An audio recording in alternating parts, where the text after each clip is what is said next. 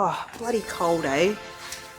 Morning. Flower and colours. Hi, welcome to the latest episode of Spreadable, episode 7. That it is. So this is also our brand new studio space. So we're at our new location, 146 Parry Street, Newcastle West. What are we talking about today?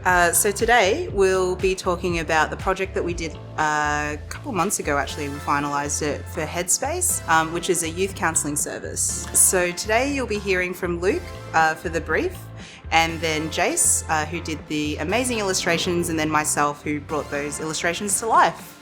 Awesome. So first things first, let's hear from Luke. Cool. Well, hope you enjoy this Spreadable. See ya. See ya. We were fortunate enough to be engaged by Headspace to produce a series of animations to encourage peer-to-peer communication. So one of the biggest challenges being in regional Australia is the lack of services that are available for young people around New South Wales, Victoria, Queensland, and various parts of the rest of the country. So these animations are really aimed at trying to encourage people to ask questions, similar to Are You OK? Check in with your mate. And if you can't resolve anything or you're worried from that point, then to obviously escalate that to communicate with Headspace themselves. So the creative team at Headjam did an incredible job with the animations. They're initially going to be trialled in the Hunter region and New South Wales and distributed here. But, pending the results, these are potentially something that will go national with Headspace Australia. So we've been down to Melbourne to talk to the marketing team down there and obviously involve them in that process around their brand guidelines and all those important elements. So I'm really excited for you to see the end result. We're definitely very proud of these, and the animatics and the characters and the little narratives are really beautiful little stories. So enjoy watching the creative. When we started with the project, we naturally gravitated towards really recognisable Australian animals. Something we actually went on to learn was that apparently a lot of our audience do switch off to a lot of Australian animals, as we're kind of saturated with that already. So we wanted to have a little bit of fun with the range of animals that we chose for these characters, and we actually looked towards some of Australia's lesser celebrated species, our pest species, which included the carp, the cane toad, and of course the fox. We went with sort of a two-dimensional cardboard cutout kind of look with a little bit of added grit, and the color palette was chosen to, I guess, help us communicate to the target audience of teenagers. So it wasn't using primary colors that we often see in sort of a younger demographic. The fox is my favorite character to illustrate because it was sort of the leader of the band, but also I guess they were kind of wearing their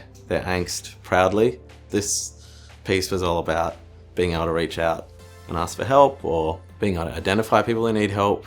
I guess we're trying to eliminate some of this stigma around mental health, and doing so with some of these characters that are not typical Australian hero characters was kind of fun. So I really enjoyed working on this particular project, Headspace. Headspace is a counselling service for teens. So Jace and I were tasked with creating 4 animations for Headspace for this online campaign that they were rolling out to encourage teens to be able to just listen to their friends if they just needed someone to talk to, and taking away the stigma of depression or even just worrying about having the right thing to say in that moment. It's an important message to get right in this project, and I hope that we manage to achieve that. It's one of the rare times that Jason and I actually get the opportunity to take hold of a concept together. This particular job, however, did have a different set of challenges, mainly in that there was no dialogue. So for one, it kind of saved time because we didn't have to worry about lip syncing with animation, but at the same time, because they weren't speaking and we weren't going to have a voiceover, we really had to focus on the expressions that these characters were going to make and the small gestures that were going to help carry those messages and themes through. I would have to say that my favourite character to animate, and also in terms of just the way it looks, is probably the fish. Just the whole idea that this animal that belongs in the water can still exist in our environment as long as it's wearing a fishbowl.